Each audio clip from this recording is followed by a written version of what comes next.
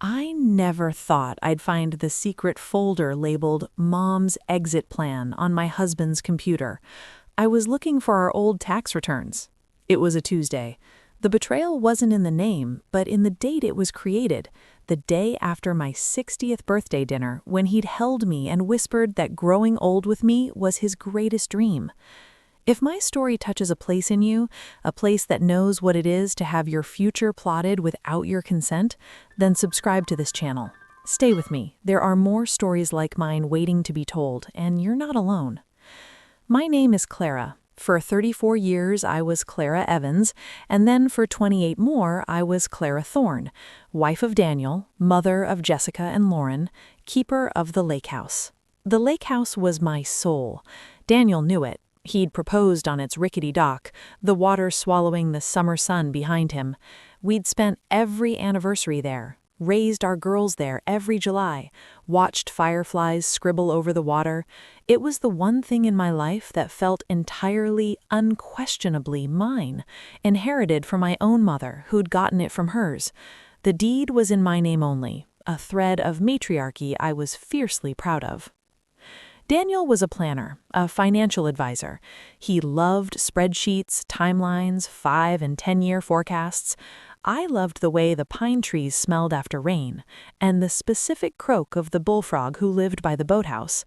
We balanced each other, or so I thought. That Tuesday, I needed the tax return from 2019 to confirm some charitable deduction for a minor audit. Daniel was at work. His laptop, an expensive, sleek thing, was on the kitchen charger. He'd given me the password years ago. In case of emergencies, he'd said. It was the same password he used for everything, our eldest daughter Jessica's birthday and the year. I clicked into the Documents folder, past the Household and Finance subfolders, and saw it. A simple gray folder icon. Mom's Exit Plan. A cold, slick feeling, like dipping my hand into lake water in October, washed over me. Mom, that's what the girls called me, what Daniel called me when talking to them. Have you talked to Mom today? What did Mom say about Christmas? My breath hitched. It couldn't be. A plan for my mother? She'd been gone for 12 years. I double-clicked. Inside were 3 files. A PDF from a firm called Silver Oaks Transitional Care, a scanned document titled Physician Assessment Cognitive Decline Screening, Clara Thorne, my name, my date of birth, and a Word document, Timeline and Liquidation. I opened the PDF first. It was a brochure for a senior living facility, but not the independent, vibrant kind. This was an assisted living and memory care community. It was dated 2 months ago. Highlighted in yellow was a floor plan for a studio suite. In the margin, in Daniel's precise handwriting, scanned in, I never thought I'd find the secret folder labeled Mom's Exit Plan on my husband's computer. I was looking for our old tax returns. It was a Tuesday. The betrayal wasn't in the name, but in the date it was created, the day after my 60th birthday dinner, when he'd held me and whispered that growing old with me was his greatest dream. If my story touches a place in you, a place that knows what it is to have your future plotted without your consent, then subscribe to this channel. Stay with me. There are more stories like mine waiting to be told, and you're not alone. My name is Clara. For 34 years, I was Clara Evans, and then for 28 more, I was Clara Thorne, wife of Daniel, mother of Jessica and Lauren, keeper of the lake house. The lake house was my soul. Daniel knew it. He'd proposed on its rickety dock, the water swallowing the summer sun behind him. We'd spent every anniversary there, raised our girls there every July, watched fireflies scribble over the water. It was the one thing in my life that felt entirely, unquestionably mine, inherited from my own mother, who'd gotten it from hers. The deed was in my name only, a thread of matriarchy I was fiercely proud of. Daniel was a planner, a financial advisor. He loved spreadsheets, timelines, 5- and 10-year forecasts. I loved the way the pine trees smelled after rain, and the specific croak of the bullfrog who lived by the boathouse. We balanced each other, or so I thought. That Tuesday, I needed the tax return from 2019 to confirm some charitable deduction for a minor audit. Daniel was at work. His laptop, an expensive, sleek thing, was on the kitchen charger. He'd given me the password years ago. In case of emergencies, he'd said. It was the same password he used for everything, our eldest daughter Jessica's birthday and the year. I clicked into the Documents folder, past the Household and Finance subfolders, and saw it. A simple gray folder icon. Mom's Exit Plan. A cold, slick feeling, like dipping my hand into lake water in October, washed over me. Mom, that's what the girls called me, what Daniel called me when talking to them. Have you talked to Mom today? What did Mom say about Christmas? My breath hitched. It couldn't be. A plan for my mother? She'd been gone for 12 years. I double-clicked. Inside were 3 files. A PDF from a firm called Silver Oaks Transitional Care, a scanned document titled Physician Assessment Cognitive Decline Screening, Clara Thorne, my name, my date of birth, and a Word document, Timeline and Liquidation. I opened the PDF first. It was a brochure for a senior living facility, but not the independent, vibrant kind. This was an assisted living and memory care community. It was dated 2 months ago. Highlighted in yellow was a floor plan for a studio suite. In the margin, in Daniel's precise handwriting, scanned in, was a note, 4,500 month, Medicaid bridge possible after asset liquidation. Target move-in 18 to 24 months. Asset liquidation. I opened the scanned physician assessment. It was from my annual checkup last year with Dr. Amin. It was a standard questionnaire. What year is it? Who is the current president? Count backwards from 100 by sevens? I joked with the nurse that I could never do the sevens sober, let alone under pressure. My score was perfect, 30 out of 30. No indications of cognitive impairment, Dr. Amin had written at the bottom. But someone had added a line below in a font meant to mimic typewriter script. Patient exhibits subtle short-term memory lapses in conversation, example, repeating questions, forgetting recent events, recommend reevaluation in 6 to 12 months. It was a forgery, a clumsy, terrifying forgery. The final document, the timeline and liquidation, was the blueprint. It was a spreadsheet, cold and clinical. Phase 1, medical consolidation, 6 months. Transfer Clara's care to Dr. Evans, more amenable. Schedule new cognitive eval. Begin discussions with girls re safety concerns. Phase 2, financial restructuring, 12 months. Liquidate lake house property, estimated value $875,000. Transfer proceeds to joint investment account, control. Petition for joint conservatorship citing medical eval. Phase 3, transition, 6 months. Secure placement at Silver Oaks, sell primary residence, distribute proceeds, 50% to joint living fund, 25% to each daughter, Jessica and Lauren, for future security. End goal, Clara receives necessary care, estate simplified, family financial future secured. At the very bottom, a note. Key, Jessica is on board, Lauren resistant but will follow Jessica's lead. Must frame as for Mom's own good. Lake House is non-negotiable. It's the asset that funds the plan. I stood up so fast the kitchen stool screeched against the tile. I clutched the edge of the counter, my knuckles white. The hum of the refrigerator was a roar. Liquidate Lake House. Jessica is on board. My own daughter, my firstborn, the one I held for 48 hours straight when she had colic, the one I drove to every ballet recital, every college visit. On board. I didn't scream, I didn't cry. A strange glacial calm settled over me. This wasn't grief, it was clarity. They had a plan that involved putting me away, selling my history, and splitting the profits. They had a timeline. I needed my own. The first thing I did was close the folder. I didn't copy the files. I didn't confront. I simply walked to the living room, sat in my favorite armchair, the one Daniel always said was ugly but was the perfect reading chair, and I stared out to our suburban backyard. I planned. The thing about being married to a financial strategist for 28 years is you learn how they think.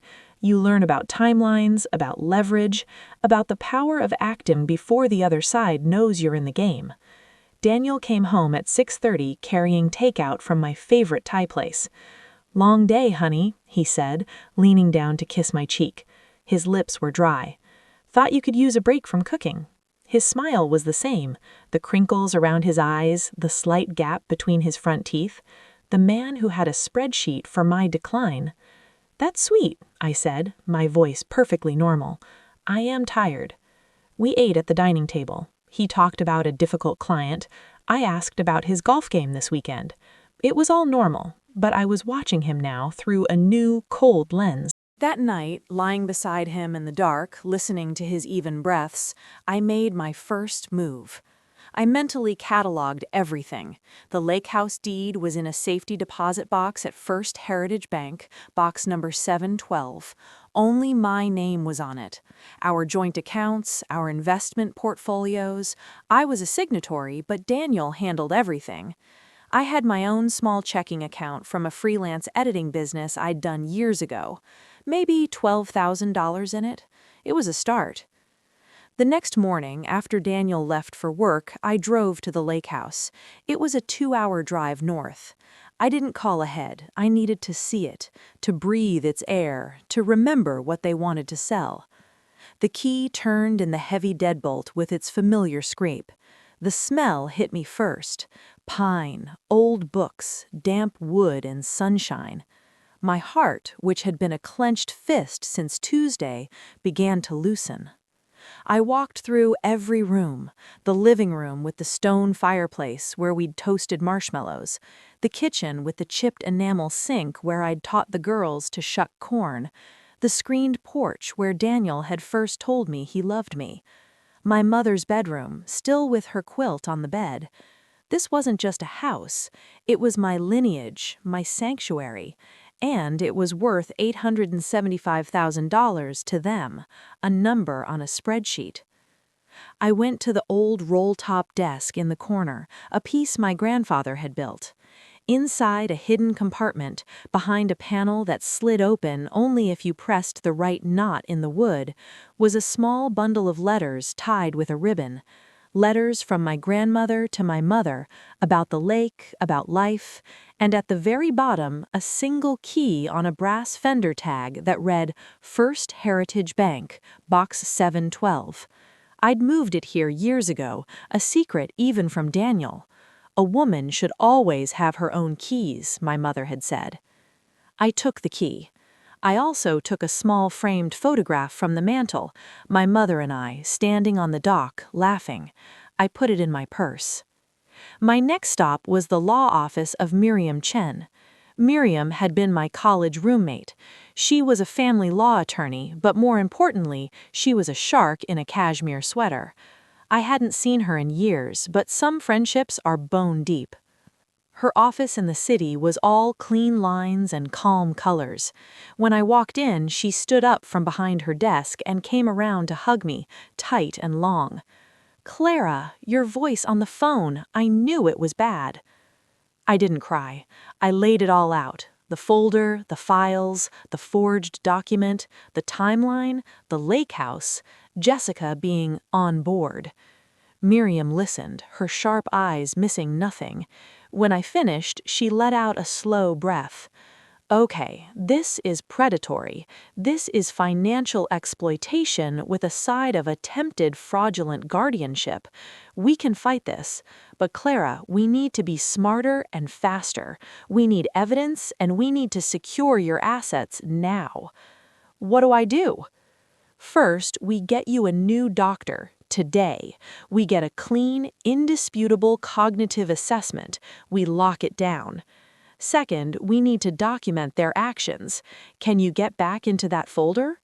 I shook my head. He might have realized I used his laptop. He's meticulous. Then we find another way. Emails, texts between him and the girls. She leaned forward. The most powerful thing you can do right now is act. Show them you are not the declining woman in their spreadsheet, but do it quietly. Do not tip your hand. I want to protect the lake house. Then we make it untouchable, Miriam said. We look into a trust, an irrevocable living trust. You can be the trustee, but the asset is no longer personally yours. It would be a legal nightmare for them to try and undo. It also, she paused, it would require you to tell them what you've done eventually. It's a declaration of war. I looked at the photo of my mother and I on her desk where I'd placed it. I said, my voice quiet but steady, it's a war they started. I'm just choosing the battlefield. Miriam smiled, a grim, proud thing. Good, let's get to work. That afternoon, with Miriam's contact, I saw a neurologist, Dr. Vance. He ran a battery of tests, memory, logic, physical coordination. He interviewed me for an hour. At the end, he signed a 3-page report with a flourish. Mrs. Thorne, you are cognitively exceptional for any age. There is zero evidence of impairment. Whoever suggested otherwise is either profoundly mistaken or intentionally deceptive. He gave me 3 sealed, notarized copies. Good luck.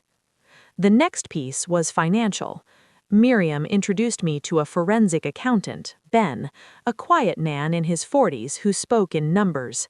I signed authorization forms and he began the delicate work of tracing our marital assets without alerting Daniel. It would take time. But I needed a quicker, smaller victory, a turn, something to make me feel like I had agency in this nightmare. It came the following weekend. We were having Sunday dinner with Jessica, her husband Mark, and their 2 kids. Lauren was away on a work trip. Daniel was carving the roast beef, holding forth on interest rates. Jessica kept glancing at me, her eyes soft with concern that now felt like a knife. "Mom, you seem a little scattered," she said during dessert. "You forgot to put sugar in the iced tea." A tiny thing, a nothing, but I saw the look she exchanged with Daniel. "See?" it said. I smiled. "You're right, honey, I must be losing my mind." I said it so sweetly. Then I stood up. "But you know what I do remember? The password to your first email account, the one you had in 8th grade. Horses Forever, Jess. And I remember the name of the boy you cried over when he didn't ask you to the homecoming dance. Tyler Briggs. And I remember the exact shade of purple you wanted your bedroom painted when you were 16. Wistful mauve. I had to go to 3 stores. I picked up my plate and carried it to the kitchen. The iced tea is unsweetened. There's simple syrup on the counter if you need it." The silence from the dining room was absolute. It was a small, petty strike, but it was mine. I had remembered. I was present, and I had just shown them that my mind was a vault, not a sieve. Later, as Jessica was leaving, she hugged me stiffly. "That was weird, Mom," she said. "What was, sweetheart?" "That recitation of my teenage years." "I'm your mother," I said, looking directly into her eyes, which were so like my own. "I remember everything." She looked away first. Ben, the accountant, called me 3 days later. "Clara, I found something you need to see." We met at a bland coffee shop. He opened his laptop. "Your husband has been slowly moving funds from your joint money market account into a new account at a different bank. The account is in his name and Jessica's name. It's labeled Family Trust, J&D. He's moved about $85,000 over the last 4 months. "What's the money for?" "The transfers coincide with estimated payment schedules for Silver Oaks. It looks like he's building a fund for your future care, using your joint money to fund the plan to put you away." My stomach turned. "Can I stop it?" "You're a signatory on the source account. You can drain it first, but that would be an obvious declaration of hostilities." I thought of Miriam's words. We need to be smarter. What if I just make it difficult? What if the money isn't as accessible as he thinks?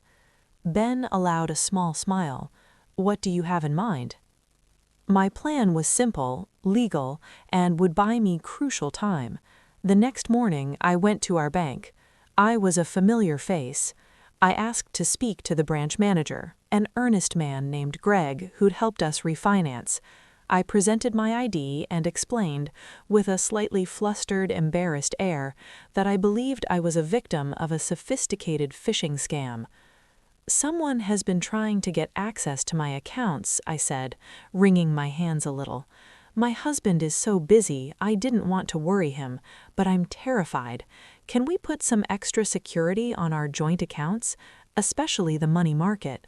Maybe a 72-hour hold on any electronic transfers over $1,000, and require both signatures for in-person withdrawals over $5,000? Greg, eager to help a long-standing customer, agreed immediately. He set up the alerts and the holds.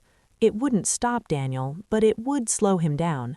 It would require him to physically come to the bank with me to get large sums, and he'd have to explain why. I was playing a delicate, silent game of chess, and I had just protected my queen. A week later, the second antagonist quote came, this time from Jessica. She came over alone under the guise of helping me clean out some old clothes. We were in the guest room, sorting through sweaters. The afternoon sun was slanting through the blinds. "Mom," she began, her voice coated in honey, "I've been looking at some places, beautiful places, more like resorts than, well, you know, they have activities, chefs, people to help with cleaning. Dad and I worry about you here, all alone in this big house when he's traveling."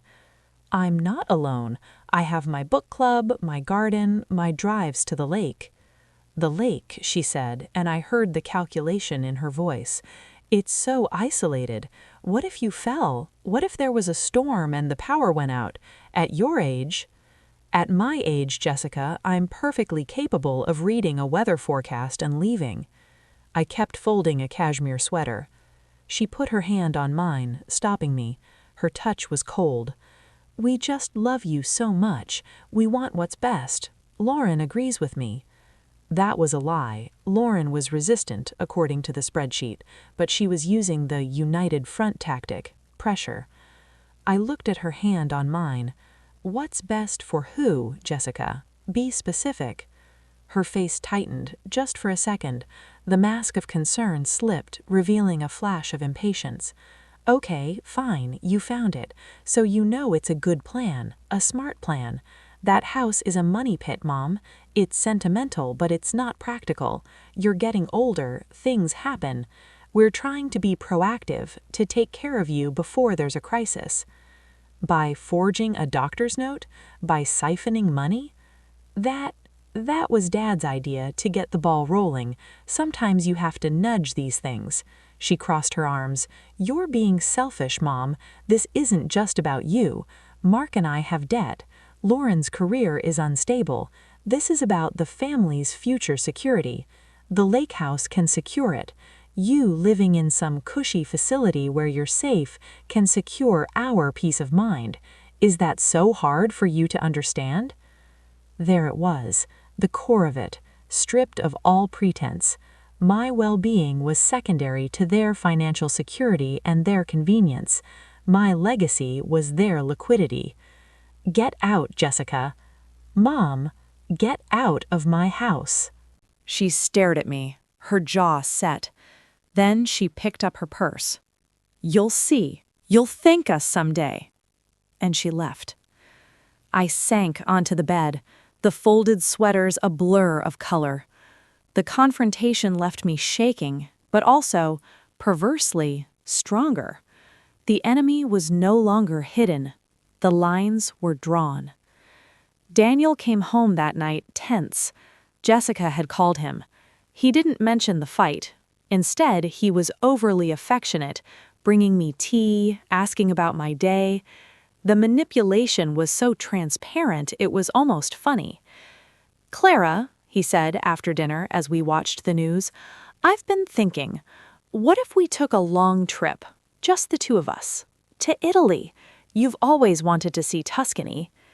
It was Phase 1, Tactic B, isolation and distraction. Get me away from my support system, from Miriam, from the lake house. In a foreign country dependent on him, the discussions about my future would be easier. That sounds lovely, I said, smiling at him. But with the market so volatile and with those big transfers you've been making to that new account with Jessica, can we really afford it right now? He froze. The remote slipped from his hand and clattered on the coffee table. What? What transfers? The $85,000 to the Family Trust J&D account for my care at Silver Oaks. I took a sip of my tea, my hand steady. The iced tea is perfectly sweetened tonight, by the way. His face went through a series of transformations: shock, fear, rage, and finally a forced, brittle calm. You've been snooping. I've been auditing. A wife has a right to know where the marital assets are going, especially when they're being used to plan her incarceration. It's not incarceration, he snapped, his composure breaking. It's a beautiful facility. It's for your own good. You're changing, Clara. You're paranoid. You're accusing your own family of God knows what.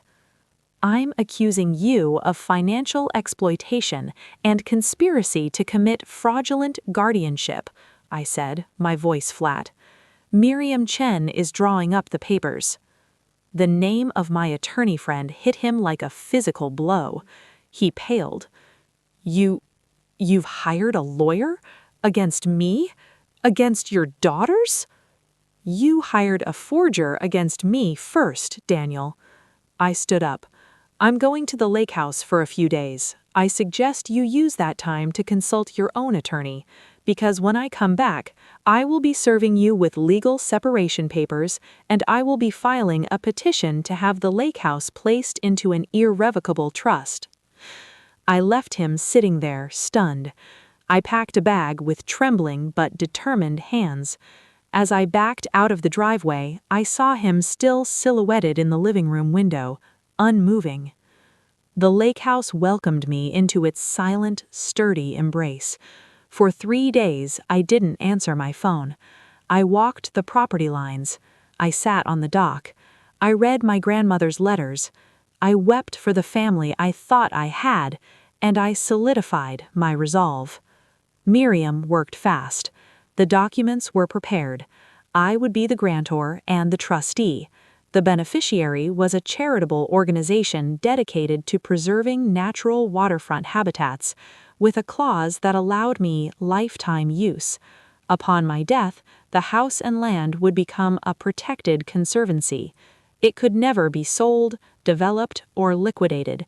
It would forever be a lake house, even if no one in my family ever set foot in it again. It was the ultimate defense. It was also the ultimate renunciation. I was choosing the memory of my mother and grandmother over the futures of my daughters. The guilt was a lead weight, but the alternative, letting them turn my sanctuary into a check, was unthinkable. I returned home on a Thursday. Daniel was gone. A note on the kitchen counter. Staying at the club. We need to talk. By D. There was a voicemail from Lauren, sounding frantic. Mom, what is going on? Jess is saying you've gone crazy and suing the family? Call me, please. I called her back. I told her everything. The folder, the plan, the forgery, the money, Jessica's words. I sent her scanned copies of everything Miriam had helped me compile. There was a long, static silence on the other end, then a choked sob. Oh, Mom. Oh, God. I knew they were talking about options. Jess said you were getting forgetful. Dad said we had to be realistic. But I didn't know about the doctor thing or the account. I thought it was just talk. Bad, ugly talk, but just talk. I told them it was a terrible idea. The relief that flooded me was so profound it buckled my knees. I leaned against the counter. One of them was still mine. Lauren, I need you to listen to me. I am taking steps to protect myself and the lake house. It's going to get ugly. Your father and Jessica will be furious. They may try to turn you against me. They already have, for weeks, she said, her voice hardening. But not anymore. What can I do? Just be my daughter, not my guardian, not my accountant. Just be on my side. I am, Mom. I'm so sorry I wasn't louder before. The storm broke that weekend. Daniel returned with his own lawyer, a severe man in a bespoke suit. We sat at our own dining table, a legal demilitarized zone. Miriam was at my side. Daniel's lawyer laid out their position, concerns for my capacity, a request for a neutral psychiatric evaluation, a petition to freeze major assets, including the lake house, pending resolution. Miriam responded with sliding copies of Dr. Vance's notarized report across the table, then the bank records showing the transfers to the J&D account, then a draft of the civil suit for financial exploitation and intentional infliction of emotional distress. Your concerns are predicated on a forgery, Mr. Thorne, Miriam said coolly. Your actions demonstrate a pattern of financial predation. We will be seeking not only a legal separation with a favorable settlement for Clara, but also damages. A judge will see this for what it is. Daniel's face was stone, but a muscle tilting his jaw. He looked at me, and for a second I saw the man I'd loved, scared, desperate, and utterly lost. But then he blinked, and the strategist was back. The lake house is a marital asset. You can't just give it away in a trust. It's not a marital asset, I said, speaking for the first time. It was my separate property before the marriage, and it has remained so. The deed is in my name only. It was never commingled. You have no claim to it, and by the end of next week, it will belong to the Lake Preservation Trust, forever. That was the third antagonist quote, delivered not with shouting, but with cold, final precision. It was Daniel's turn to look shell-shocked. His plan, his spreadsheet, had not accounted for my own ruthless countermove. He had underestimated the woman who loved pine smells and bullfrogs. He had forgotten that stillness is not weakness, and that a mother's love, when betrayed, can transform into something formidably protective. "You'd choose a piece of land over your own family?" he whispered, the rage simmering beneath. "You made me choose," I said. "You gave me no other role but to be the asset you liquidated. I'm simply removing myself from your balance sheet." The meeting dissolved in threats and legalese. The battle would move to courtrooms and mediation sessions, but the war, the essential war, was over. I had taken my stand. The following months were a grueling procession of legal procedures. The separation agreement was brutal. I took more than half, guided by Miriam's ruthless hand. The house was sold, our marital home, and the proceeds split. Daniel moved into a condominium. Jessica, after a blistering confrontation where she called me a selfish, bitter old woman, stopped speaking to me entirely. The silence from her was a physical ache, a phantom limb of motherhood that throbbed every day. But Lauren stood by me. She helped me move into a bright, modern apartment in the city, closer to her. She came with me to the final signing at the county recorder's office, making the trust for the lake house official and irrevocable. On that day, we drove up together. We walked to the dock and sat, our legs dangling over the water. "Are you sad?" Lauren asked, watching a loon dive. "I'm free," I said, and realized it was true. The weight of their expectations, their plans, their disappointed sighs, it was all gone. I'm sad for what's lost, but I'm not sad for what I've kept. I looked at the house, its windows winking in the afternoon sun. It's safe now. It will always be here, just like this. "I'm glad," she said, leaning her head on my shoulder. "And for what it's worth, I think Grandma would be proud." I smiled, tears in my eyes. "I think so too." Life began again, differently. I threw myself into the work of the conservancy that now owned the lake house. I gave tours to school groups, documented the wildlife, helped with fundraisers. I found purpose in preservation, in legacy. I reconnected with old friends. I traveled, not to Tuscany, but to the Grand Canyon, to Maine, on my own terms. I dated, briefly, a kind-eyed widower who liked birdwatching and had no interest in my finances. And I started talking about it, first in therapy, then in a support group for older adults facing financial exploitation. The relief of being believed, of being understood, was immense. One evening, over a year after I'd found the folder, Lauren came over for dinner. My phone buzzed with a text. It was from Jessica. A single line after 14 months of silence. I saw the article in the Gazette about the Lake House Conservancy. It looks beautiful. I showed it to Lauren. She raised an eyebrow. "What will you do?" I looked at the text, at the olive branch so thin it was almost invisible. The hurt was still there, a deep, permanent scar, but the clarity remained too. I had chosen myself. I had saved my soul. I could afford to be generous with what remained of my heart, on my own terms. I typed back, "It is beautiful. It's protected forever. You're welcome to visit sometime. Just call ahead." I didn't say, "Love you." I didn't promise forgiveness. I left the door a crack open, but I locked the screen door behind it. I put the phone down. Lauren smiled, a little sadly. "Well done, Mom." We finished our wine talking about her new promotion, about the man she was seeing, about ordinary, beautiful things. Later, after she left, I stood on my apartment balcony looking at the city lights. The noise was different from the lake's silence, but it was a noise of life, of my own chosen life. I thought of that Tuesday, of the cold terror of seeing Mom's exit plan.